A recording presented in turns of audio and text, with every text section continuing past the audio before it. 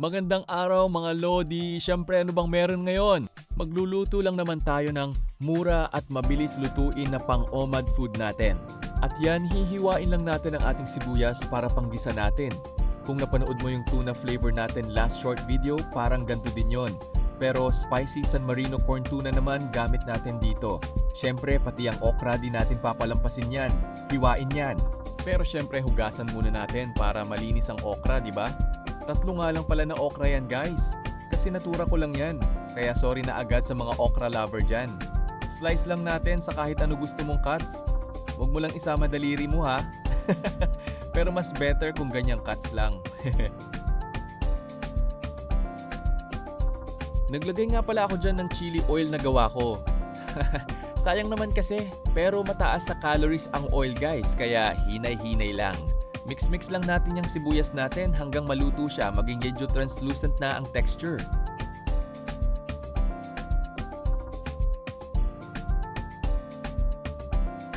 Pag okay na, pwede na nating ilagay ang pangmalakasan natin na San Marino Spicy Corn Tuna. Nako, nakakatakam naman. Grabe, for sure masarap to. Kaya mix-mix lang again. Walang katapusang halo to guys.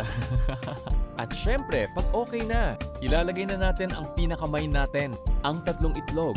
Wow, sana all may tatlo. Joke lang ha, mas better scramble nyo na guys para hindi hassle. Pag ilalagay na sa kawali, heto na! Walang katapusang halo na naman to guys. Pero don't worry, okay din yan. At least exercise na rin, di ba? Yan ang tinatawag na double purpose. Kung matalino ang matching, aba, dapat ikaw rin.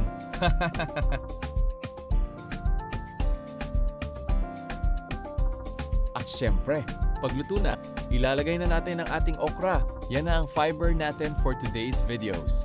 Reminder lang guys, pag nilagay nyo na yung okra, mahinang apoy na lang yan. At mga 1 minuto to 2 minuto na lang natin hahaluin yan para ma-achieve natin ang medyo crunchy na okra, di ba? At iwas laway na din ang sobra ng okra.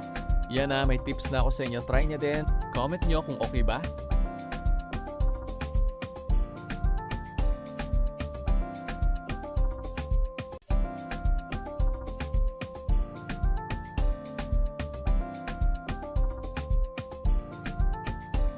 Nag-add pala ako ng chili oil onte. Wala pa kasi kong chili powder na nabili dyan. Nilagyan na din natin ng konting asin, mga kurot lang. Pero choice nyo guys ha. Kasi maalat naman na yung San Marino natin ng konting asin, mga kurot lang. Pero choice nyo guys ha. Naglagay din tayo ng paminta na durog. Para mas masarap at mabango, di ba? At syempre, di mawawala ang paprika natin dyan. Pangpakulay at pangpaanghang na din. Pagtapos natin haluin yan, turn off na natin ang apoy. And last, bigaan na natin ng kalamansi yan para tapos na. Grabe, ito na yon.